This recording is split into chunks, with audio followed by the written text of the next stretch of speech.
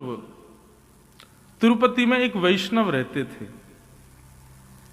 तिरुपति बालाजी की वो सेवा करते थे। तब इतना समृद्ध स्थान नहीं था, इतनी ज्यादा व्यवस्थाएं वहां पर नहीं थी। एक दिन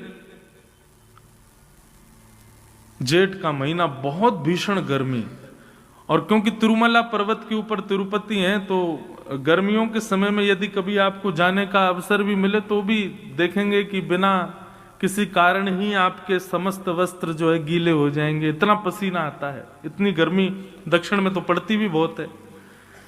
तो जो वैष्णव सेवा करते थे उनके मन में आया, इतनी गर्मी पड़ रही है, इतना गर्म मौसम हो रहा है, ठाकुर जी की नौका विहार के लिए एक सरोवर इस पर्वत के ऊपर होता तो कितना आनंद आता। हम ठाकुर जी को सरोवर में नौका विहार कराते, ठाकुर जी को थोड़ी शीतलता मिलती, आनंद आता।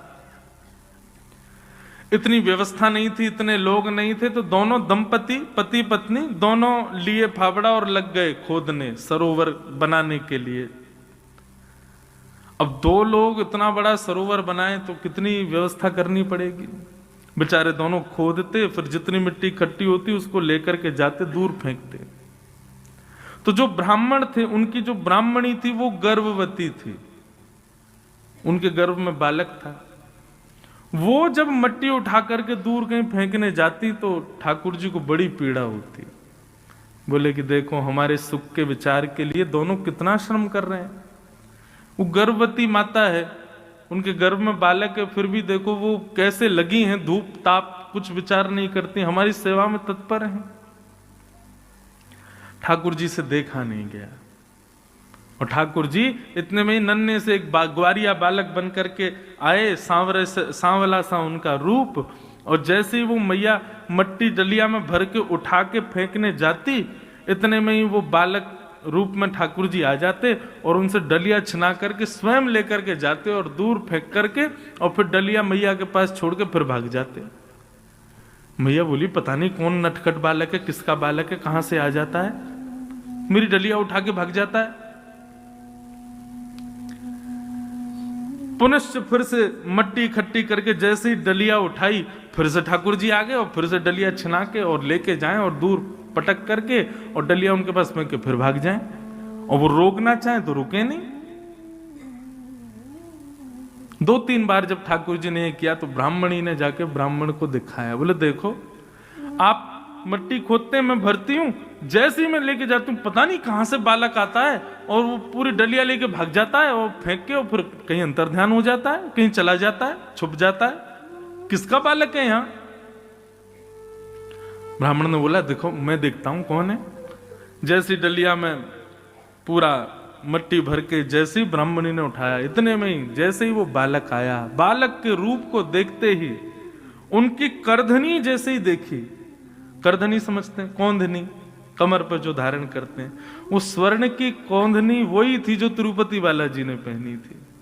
वो देखते ही ब्राह्मण समझ गए, बोले ओहो ये तो साक्षात श्री वेंकटेश भगवान आ रहे हैं। ठाकुर जी के पीछे भागे तो वो तो अंतर ध्यान हो गए, तो ब्राह्मण सीधे मंदिर में गए और मंदिर में जाकर के बोले आप क्या कर रहे हैं भगवान, आप इस प्रकार से श्रम क्यों कर रहे हैं, हम कर तो रहे हैं आपके लिए व्यवस्था, आप क्यों आ रहे हैं वहां पर।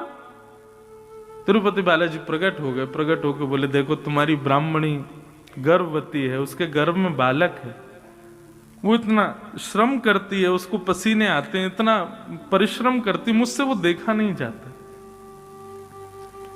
ब्राह्मण ने ऐसी बात कही कि श्री ठाकुर जी उन पर न्योछावर हो गए।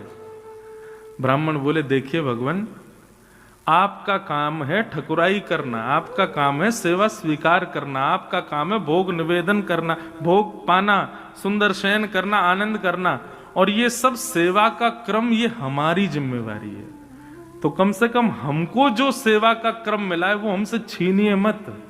ये सेवा हमारी है, हमारे पास ही रहने दीजिए। ये सेवा ही तो हमको मिली है, ये भी आप ले जाएंगे तो फिर हम क्या करेंगे आपके लिए। ये सेवा तो कम से कम हमसे मत छीनिए।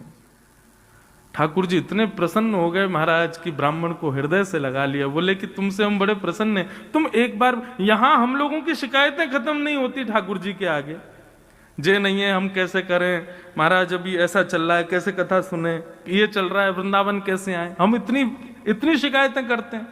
और कहां वो ब्राह्मण देवता अपनी गर्भवती पत्नी को भी सेवा से विमुक्त ना होना पड़े, ठाकुर जी को डांट रहे हैं कि आप हमारी सेवा मत छीनिए, ये सेवा का अधिकार हमारा है, हमको ही करने दीजिए, ये भी आप ही करेंगे तो फिर भक्त किस काम के।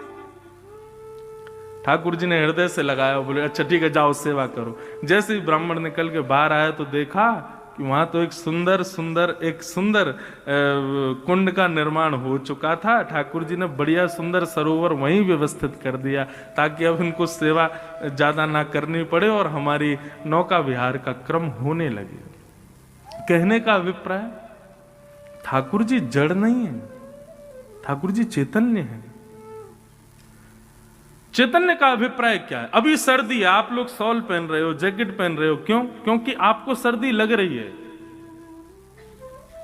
गर्मी आ जाती है आप एसी चलाते हो, क्यों? क्योंकि आपको गर्मी लग रही है। ये क्यों? क्योंकि आपका शरीर चैतन्य है। ऐसे ठाकुर जी भी चैतन्य है, ठाकुर जी जड़ नहीं है।